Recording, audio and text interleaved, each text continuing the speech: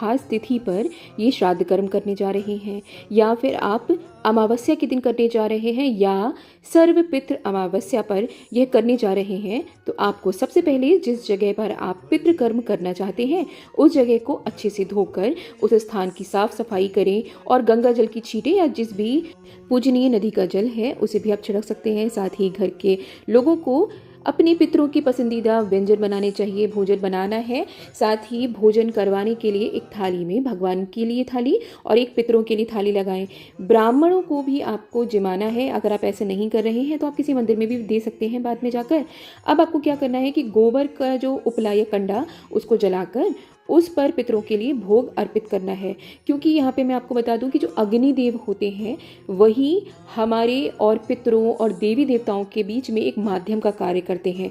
वही हमारे द्वारा चढ़ाई हुई भोग सामग्री को देवी देवताओं या कुल देवी देवता या पितरों को तक पहुँचाते हैं। तो अब आपको ये हमेशा याद रखना है कि जब भी आप पितरों के लिए कुछ भी कर रहे हैं, चाहे वो अमावस्या का दिन हो या श्राद्ध पक्ष में, या जब भी आप ऐसा कर रहे हैं, तो आपको 4 हिस्सों में ये जो भोग आप लगा रहे हैं वो ज़रूर बांटना चाहिए। पहला गाय के लिए, दूसरा अतिथि के लिए, तीसरा कौवे के लिए और चौथा कुत्ते के लिए। तो आपको ये ज़रूर निकालना चाहिए। अतिथि की जगह आप ब्राह्मण मान सकते हैं या आपके जो मान होते हैं जैसे बेटी, दामाद आदि, तो इसके लिए आप अलग निकाल कर उन्हें भोजन कराएं। और अब हम पितरों के लिए हवन विधि जानेंगे। तो हमारे धर्म की परंपरा के अनुसार गृहस्थ पितृगण की तृप्ति के लिए और अपने कल्याण के लिए श्राद्ध कर्म करते हैं, लेकिन ये कर्म तभी पूर्ण होता है जब हम विधान से अग्नि में वैदिक मंत्रों के साथ आहुतियां भी देते हैं।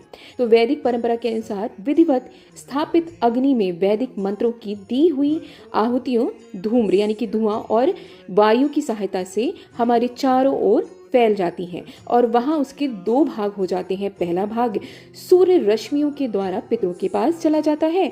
साथ ही इसी मान्यता को मानते हुए हम जब भी श्राद्ध करते हैं या सर्वपितृ अमावस्या के दिन, जिस दिन हमें नहीं पता है कि जो हमारे दिवंगत पूर्वज हैं वो किस दिन उनकी मृत्यु हुई थी, तो हम इस सर्वपितृ अमावस्या पर ही ये कार्य कर रहे हैं। तो इसी के निमित्त आपको मार्जन, आचमन, प्राणायाम कर कुश को धारण कर संकल्प लेना चाहिए।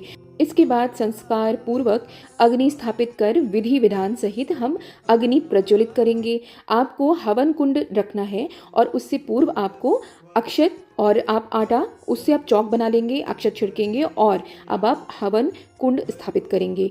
अग्नि का ध्यान करना चाहिए। पंचोपचार से अग्नि का पूजन कर उसमें चावल, जल, तिल, घी, बूरा या चीनी व सुगंधित द्रव्यों से आपको शाकल्य की